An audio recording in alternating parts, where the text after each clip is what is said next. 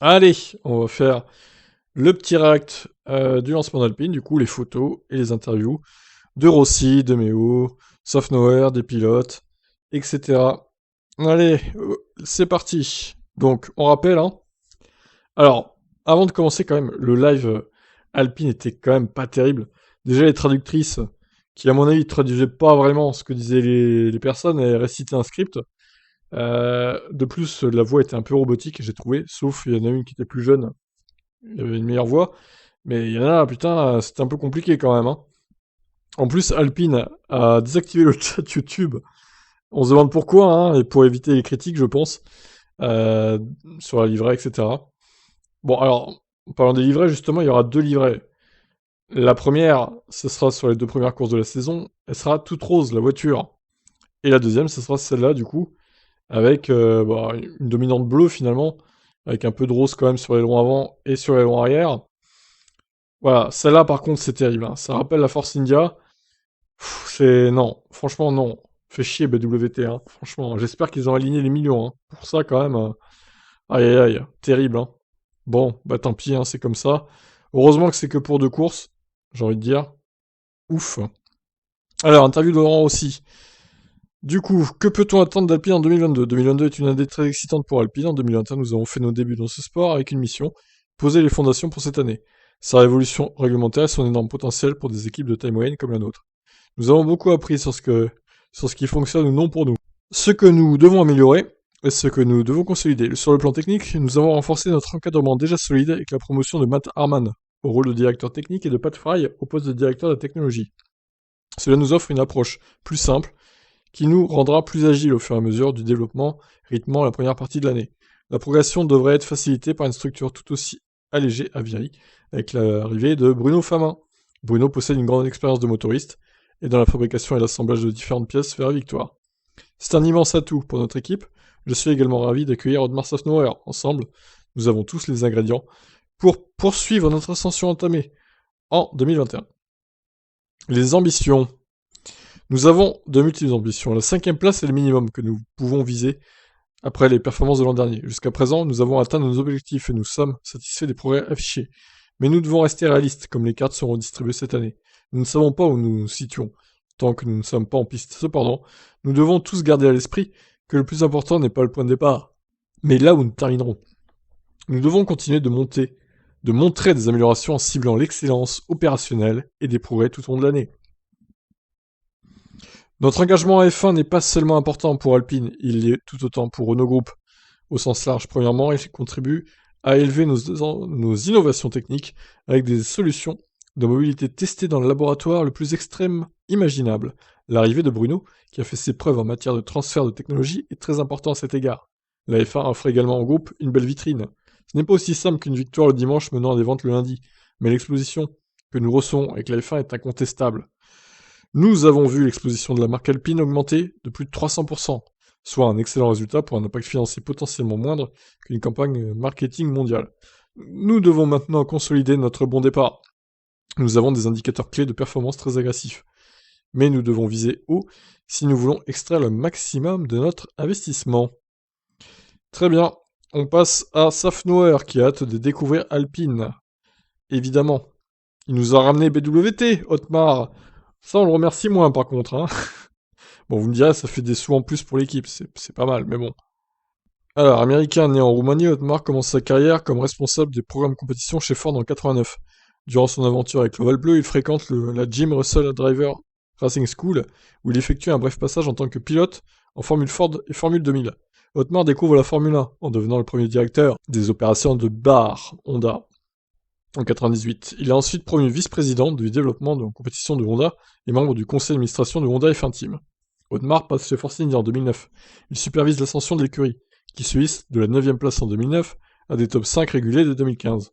L'équipe se classe même 4ème en 2016 et 2017, avant qu'Otmar ne la guide avec ses nouvelles dénominations Racing Point en 2019 et 2020 et Aston Martin en 2021. Il rejoint Alpine pour le coup d'envoi de la saison 2022 de Formule 1. On va remettre les petites images. Bienvenue chez Alpine. À quel point êtes-vous heureux de rejoindre l'équipe? Bon, Alpine, c'est de la merde, je sais pas ce que je fais là, ils me proposaient un meilleur salaire, t'imagines, mais Imaginez, il dit ça, le mec, il pète un plomb. Je suis extrêmement fier d'intégrer BWT Alpine en tant que directeur d'équipe. J'ai eu le plaisir, ou plutôt le manque de plaisir, de piloter contre ces formidables compétiteurs. Je me rappelle trop bien quand ils nous ont battus en Hongrie et qu'ils ont fait une erreur, je dois les féliciter. Qu'ils n'ont fait aucune erreur. Je suis extrêmement reconnaissant envers Laurent pour la confiance qu'il m'accorde avec ce rôle et j'ai hâte de commencer cette nouvelle aventure. Je connais beaucoup de choses sur cette écurie qui a toujours été une concurrente féroce dans mes postes précédents. Je sais à quel point cette structure est bonne, et encore à plus à quel point elle peut se bonifier. Le personnel et les deux pilotes sont vraiment qualifiés, donc je suis vraiment impatient de me mettre au travail. Vous retrouvez Esteban, tout en ayant l'opportunité de travailler avec Fernando. Qu'en pensez-vous? Je connais très bien Esteban, depuis ses 2 saisons chez Force India. À l'époque, il était jeune, brut, extrêmement talentueux et très rapide en piste. En fait, peu de choses ont changé depuis. Son talent ne fait aucun doute, et j'étais très heureux et fier de le voir remporter son premier Grand Prix l'an passé. C'est formidable de le retrouver, comme nous avons déjà de bonnes relations. Tout le monde connaît aussi les qualités exceptionnelles de Fernando. Son expérience est inestimable. Et je crois sincèrement que le duo de l'équipe est l'un des plus solides de la grille. Ce sera agréable de travailler avec une légende du sport auto comme Fernando Alonso et de retrouver Esteban Ocon. Quelles qualités pouvez-vous apporter à l'équipe dans votre rôle? Les compétences en leadership sont primordiales au succès, que cela soit dans le sport, en Formule 1 ou toute autre entreprise. Ce n'est jamais facile, mais c'est ce qui rend le défi aussi excitant. Je crois fermement à la passion, au collectif et au respect entre les individus. Nous devons être passionnés par ce que nous faisons, qu'apporte la tâche. La clé du succès d'une équipe performante est et sera toujours le travail d'équipe. Nous contrôlerons ce sur quoi nous pouvons agir. Nous apprécierons notre aventure et nous savourons chaque course parce que c'est pour ça que nous sommes ici. En tant qu'écurie, nous sommes tous des compétiteurs. Voilà pourquoi nous aimons travailler en F1. Avec cette passion, ce travail d'équipe, je sais que le succès viendra. C'est un très bon groupe de compétiteurs et je suis heureux de les rejoindre pour battre tout le monde en piste. J'amènerai ma manière de collaborer et de mener. La glue qui nous maintient ensemble, comme l'a dit Lucas, est la clé pour ça. J'espère en amener une très fort. Cette période de l'année est toujours riche en attentes. Cela s'est amplifié cette saison, comme la Formule 1 entre dans une nouvelle ère. Il me tarde de voir la 522 en piste et de voir à quel point nous pourrons développer notre package au fil des années. C'est un moment fantastique. Les discussions s'arrêtent et les actions prennent le dessus. Tout le travail fourni dans la conception et la création de la voiture porte ses fruits. Je suis donc très fier de rejoindre cette équipe et de faire partie de la transition et des progrès futurs. Pas de fry, effet de sol et nouveaux moteurs, les clés de l'Alpine A522. Quelle est l'ampleur du changement réglementaire du championnat 2022? Il ne s'agit ni plus ni moins d'une profonde refonte de la réglementation technique sur laquelle la Formule 1 travaille depuis 5 ans ou plus. J'ai déjà vu plusieurs grands changements durant ma carrière et celui-ci figure certainement parmi les plus importants en complexité et en restriction. Quand j'ai commencé en F1, le règlement était relativement léger, alors qu'il est maintenant très fourni. La raison principale de faciliter les dépassements est de permettre aux voitures de rouler plus près les unes des autres, mais la complexité des règles limite fortement ce que nous pouvons faire sur le plan aérodynamique. Il sera intéressant de découvrir 10 versions différentes, comme chaque équipe aura sa propre interprétation. Bien sûr, on peut toujours bien faire ou mal faire les choses, donc ça sera fascinant de voir ce que nos rivaux ont trouvé. Comment l'équipe a-t-elle abordé cette révolution durant la conception de la voiture? Qu'importe le règlement, ça la part d'une feuille blanche. Notre travail consiste à approfondir le libellé de chaque article pour voir comment nous pouvons l'exploiter dans le cadre de la légalité. Plus vous avez de personnes, plus vous pouvez générer d'idées et plus vous pouvez couvrir de terrain. Les changements réglementaires sont toujours passionnants du point de vue de la conception, mais vous devez rester raisonnable et réaliste. Les performances en Formule 1 se résument à 3 choses. Les gens, les outils avec lesquels ils travaillent et les méthodologies. Nous savons que les nouvelles règles sont assez restrictives. Nous avons fait de notre mieux, et toute l'équipe a fait d'excellent travail. Nous continuons à améliorer les 3 piliers fondamentaux déjà mentionnés avec l'objectif de poursuivre notre ascension. Les principaux défis pour préparer la saison. Concernant la voiture, la clé pour chaque équipe est de tirer le meilleur parti des effets de sol, en devant être le plus près de la piste et diriger un flux d'air le plus propre possible vers l'arrière de la monoplace. Il y a également eu énormément de travail à Viry pour produire un nouveau groupe propulseur avant que ces spécifications ne soient figées par homologation jusqu'à fin 2025. De plus, une étroite collaboration entre Viry et Enstone sur l'intégration du groupe propulseur nous a offert des libertés supplémentaires pour façonner le reste de la carrosserie et mieux exploiter les dernières réglementations techniques. Maintenir l'ensemble à la limite du poids est toujours un défi, rendu particulièrement difficile cette année avec la forte augmentation des tests de charge du châssis qui existent pour d'excellentes raisons liées à la sécurité. Il y a aussi la réglementation financière et le plafonnement budgétaire à gérer, qui implique un certain nombre d'idées et de stratégies dont nous voulons tirer profit dans le développement de notre voiture. Dernière question pour lui. Alors, dans quelle mesure les F1 seront similaires les unes des autres en 2022 ? Je m'attends à ce qu'il y ait une grande différence entre les voitures, surtout en début de saison, lorsque nous découvrirons tous comment nous avons interprété le règlement. Certaines pièces sont assez figées, comme les ailerons avant et arrière. Je suis sûr que nous verrons des concepts intéressants chez nos équipes et réciproquement. Nous les évaluerons toutes dès notre retour à l'usine après les tests. Cette intrigue est inhérente à l'excitation des premiers tours de roue en essai, mais nous sommes impatients de découvrir la 522 en piste et de voir le travail mené ces 2 dernières années à Enstone et Viry prendre vie. Ensuite, bon, c'est un peu long, hein, ils sont très très bavards chez Alpine, hein, évidemment. On va passer au pilote, du coup, Piastri, à prendre aux côtés d'Alonso et Ocon. Êtes-vous impatient de collaborer avec Esteban et Fernando tout au long de la saison? Je suis très heureux de travailler aux côtés d'Esteban et de Fernando. C'est évidemment une opportunité unique de côtoyer 2 pilotes de Formule 1 de ce calibre, d'autant plus qu'Esteban est un vainqueur en Grand Prix. Fernando, un double champion du monde. Ils peuvent me porter énormément d'expérience. En quoi consiste votre programme de pilote de réserve? Je vais me concentrer sur 3 domaines cette année. Avant tout, ma principale responsabilité est d'être le pilote de réserve de l'écurie. Je serai probablement présent sur chaque course. Au cas où je dois remplacer un titulaire, ma deuxième mission concerne le simulateur. J'y passerai beaucoup de temps pour développer la voiture et aider l'équipe autant que possible. Enfin, l'équipe et moi mettons également en place un vaste programme de tests. Je vais faire beaucoup d'essais, ce qui me réjouit, comme j'aime beaucoup piloter, en apprendre davantage sur la F1. Bah c'est bien hein, qu'il fasse ça, Piastri, parce que c'est un diamant brut, hein, un talent brut en Formule 1. Alors, les essais réservés aux jeunes pilotes à Abu Dhabi, c'était formidable, c'était agréable de pouvoir y aller en ayant déjà d'expérience au volant d'une F1. J'ai pu travailler sur de véritables tests avec l'équipe, au lieu de devoir prendre mes marques. J'ai beaucoup apprécié cette journée. Chaque jour à piloter une F1 est un plaisir. J'ai beaucoup appris. C'était aussi agréable de faire la connaissance de l'équipe de course. Quelles sont les qualités d'un bon pilote de réserve? Cette question. Je crois qu'il s'agit avant tout d'une question de dévouement. Je mentirais si je disais que je ne suis pas un peu déçu de ne pas courir cette année. Mais je pense qu'il est très important de rester concentré et focalisé sur son travail pour aider l'équipe autant que possible. Je vais passer une grande partie de mon temps au simulateur, ce qui implique des journées chargées à Enstone. Mais celles-ci seront extrêmement bénéfiques à l'écurie. Le dévouement est le principal aspect pour être un bon pilote de réserve, et une autre qualité importante est d'être prêt à tout moment si on a besoin de vous. Êtes-vous impatient de voir et d'essayer cette voiture? J'ai bien sûr hâte de prendre le volant de cette voiture. Ce sera l'occasion de piloter moi-même les nouvelles voitures répondant à la nouvelle réglementation. Disputer une séance de Formule 1 lors d'un week-end de course sera déjà une belle expérience, le moment venu. Naturellement, j'aimerais faire l'intégralité du week-end, mais c'est un premier pas positif. La voiture sera très différente des F1 que j'ai piloté auparavant, et ce sera très intéressant dans mon apprentissage. Allez, on finit avec les pilotes titulaires du coup. Ocon, puis Fernando. Ocon donc, impatient de piloter pour la première fois la voiture. Est-il excitant d'aborder une nouvelle saison marquée par une telle évolution réglementaire? Révolution, oui. Cette année est extrêmement excitante, tant pour la Formule 1 que pour nous en tant qu'équipe. C'est comme si les cartes étaient redistribuées, il s'agit d'un nouveau départ, et la hiérarchie peut être bouleversée sans qu'on sache immédiatement qui sera devant ou ce qu'il va se passer. Certains pourraient dire que c'est un peu angoissant de se diriger vers l'inconnu. Moi je trouve ça fascinant. La question ne sera pas nécessairement de savoir qui commencera la saison en étant le plus rapide, mais plutôt de savoir qui sera dans le sprint final. Le rythme de développement sera élevé dans toutes les écuries tout au long de l'année, presque comme une course dans les bureaux d'études loin de la piste. Le défi sera immense pour nous pilotes, et nous espérons pouvoir suivre les voitures de beaucoup plus près pour avoir des courses plus disputées. Les voitures...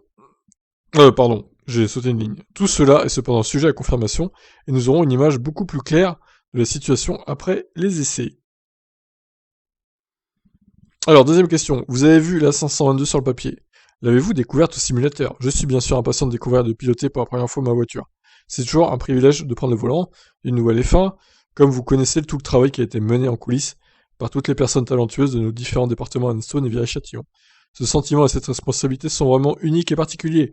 Nous avons beaucoup de poids sur nos épaules pour en extraire toute la performance. J'ai hâte de relever ce défi, je suis impatient. On pilotera la voiture demain pour la première fois, mais on travaille avec depuis longtemps. Entre le temps passé dans le simulateur, le moulage du baquet, il y a eu beaucoup de travail sur cette voiture d'Enstone et Viry. Et c'est un honneur de piloter cette voiture, c'est un moment spécial dans le limiteur de vitesse et de prendre la piste. Allez, je remets un petit peu les images. Et la dernière question, à quel point êtes-vous confiant cette saison après avoir goûté au succès l'an dernier? C'est formidable d'avoir pu remporter une course dans ma carrière en Formule 1, mais le but ultime est de récidiver au point de devenir un jour champion du monde. Nous nous focalisons sur le présent, et donc la préparation de la saison 2022. Nous ne savons pas où sont nos concurrents, mais nous nous concentrons uniquement sur nous-mêmes. Vous entendez toujours des rumeurs indiquant que certaines équipes sont en avance sur d'autres. Mais c'est difficile de savoir ce qu'il en est vraiment. Tout ce que je sais, c'est que nous allons tout donner. Notre objectif est de conclure nos week-ends sans regret et d'extraire le maximum du matériel à disposition. J'aborde la saison avec cet état d'esprit. Nous ne l'étions pas, mais c'était génial d'avoir ces résultats, ma victoire en Hongrie, le podium de Fernando au Qatar. Nous avons fait de belles courses, et c'était une bonne saison, mais nous voulons continuer à progresser et signer ces résultats plus régulièrement. Je reviens de Barcelone, j'ai vu les mécanos reconstruire la voiture. J'ai vu la qualité de leur travail. Comment s'est déroulée votre préparation physique et mentale cet hiver? L'entraînement et la préparation hivernale se sont bien passés. La saison s'étant terminée assez tard, la préparation a été un peu plus courte. J'ai été bien occupé, ce qui est toujours une bonne chose, en travaillant avec Alpine Cars et en aidant l'équipe à préparer la nouvelle voiture. Je suis prêt, je me sens affûté physiquement, donc rendez-vous en piste. Ok, allez, on finit avec Fernando, c'est un peu long, hein, mais bon, ils ont beaucoup parlé. Hein. J'ai hâte d'être aux essais hivernaux, déclare Fernando. Êtes-vous optimiste avant d'attaquer cette deuxième saison avec Alpine? L'année dernière a davantage été une année de transition pour l'équipe, avec une certaine continuité des autres voitures en 2020. Nous avons cependant réussi à obtenir des résultats fantastiques comme la victoire d'Ocon en Hongrie et mon podium au Qatar. Cette année, il y a un réel sentiment d'optimisme dans l'écurie. Nous avons travaillé dur à Enstone et Viry durant l'hiver. Nous ne saurons pas où nous nous situerons tant que les voitures n'auront pas roulé pour la première fois à Barcelone, mais l'attente est toujours spéciale pour toutes les personnes impliquées. Êtes-vous enthousiasmé par la nouvelle réglementation? Je suis revenu en 2020 grâce à ce règlement, ça fait 1 an et demi que j'attends. Nous avons demandé des voitures pouvant se suivre de plus près, notamment dans les virages. Nous devrons encore attendre pour savoir si ce règlement offrira des courses plus disputées, mais je ne serai jamais contrarié par l'idée d'avoir des courses plus excitantes. Ça c'est évident. Hein. Le sport évolue également dans la bonne direction en dehors de la piste grâce à l'introduction du plafond budgétaire par exemple. Nous espérons que ça débouchera sur une compétition plus équitable entre toutes les voitures, avec des dépenses limitées, pour éviter une course à l'armement. Il a été moins bavard, Fernando. Merci, Fernando, je te remercie. Quel changement qui vous enthousiasme le plus? Les courses plus disputées permises par la réglementation pourraient être importantes dans le sport, pour le sport. Ces dernières années, la seule façon réaliste de dépasser sur de nombreuses pistes était en ligne droite avec le DRS, et parfois pas du tout. L'idée de pouvoir suivre de plus près la voiture qui nous précède dans les virages m'est alléchante, et devrait rendre notre métier plus difficile. Que pensez-vous de la 522? Elle est clairement différente des générations précédentes de Formule 1. Il y a beaucoup d'analyses et de simulations pour le moment, donc j'ai hâte d'être aux essais hivernaux pour en savoir beaucoup plus. De plus, mon expérience et les leçons tirées l'an passé au volant de la voiture, de l'an passé donc, me seront utiles pour régler la 522 à mon goût.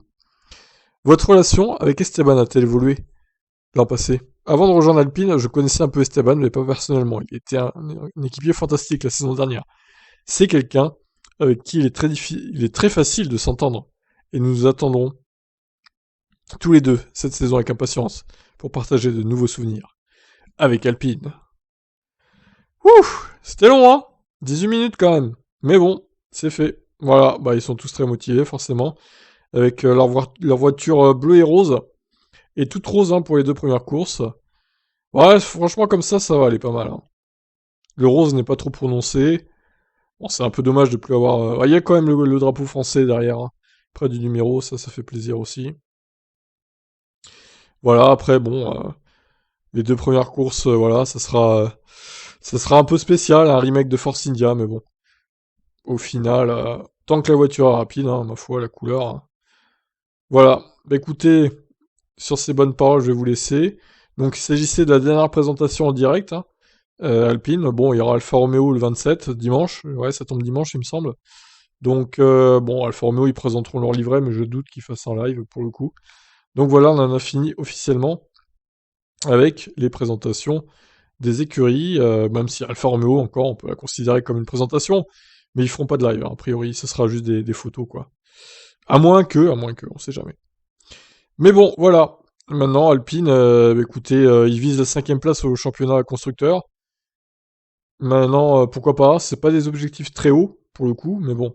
Vaut mieux partir avec un objectif moyen, on va dire, et faire mieux à la fin que l'inverse. Bon, bah sur ce, je vous laisse, et je vous dis à plus pour de prochaines vidéos. Pensez à vous abonner à la chaîne, c'est important. Ciao ciao.